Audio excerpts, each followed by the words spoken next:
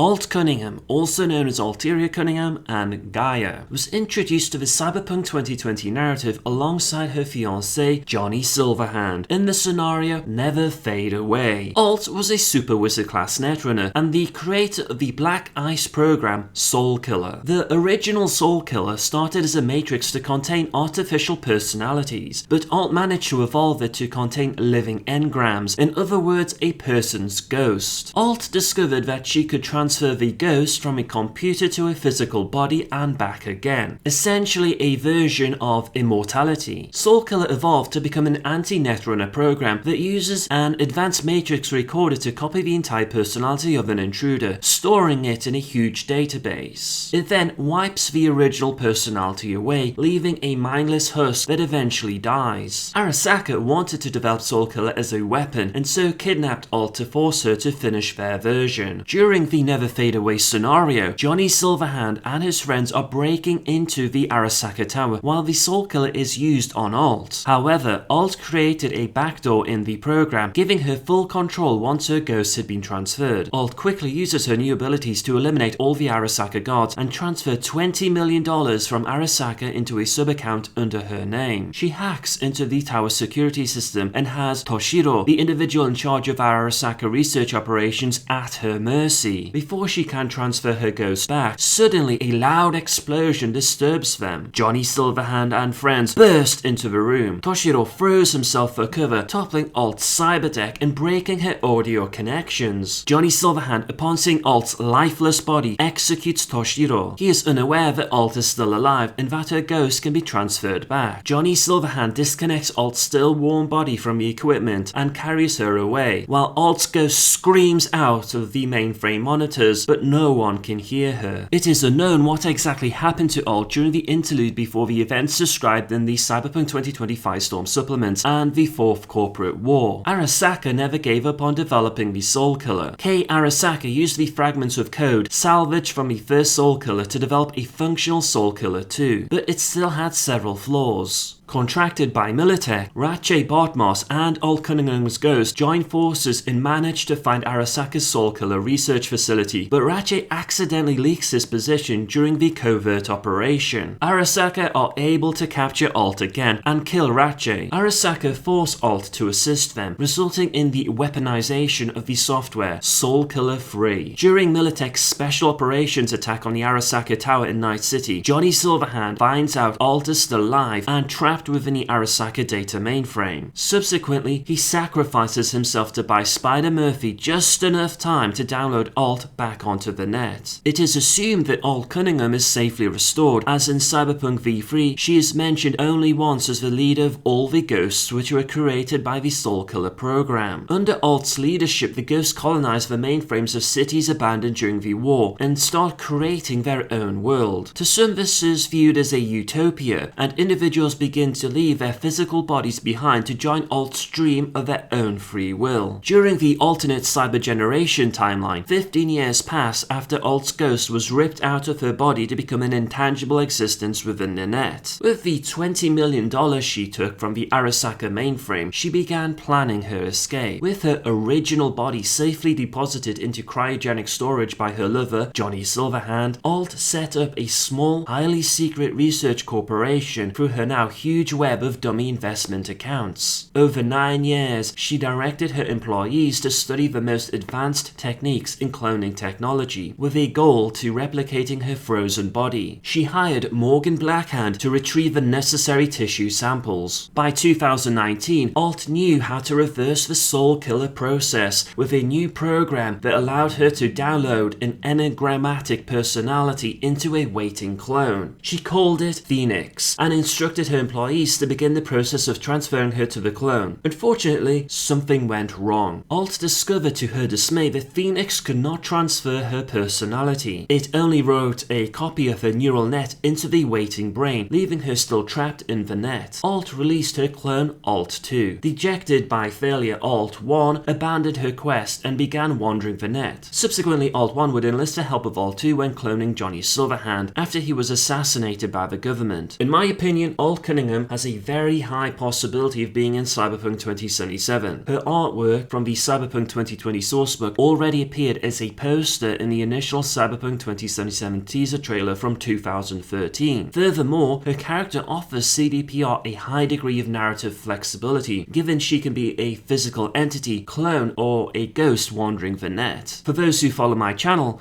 you may be aware that Major Motoko Kusanagi from the Ghost in the Shell franchise is my favorite fictional character. When I started playing Cyberpunk 2020 back in the 90s, I found that art was somewhat reminiscent of Motoko. Unfortunately, her character received minimal development or additional artwork. It will be intriguing to see if CDPR decide to remedy that situation within their Cyberpunk 2077 narrative.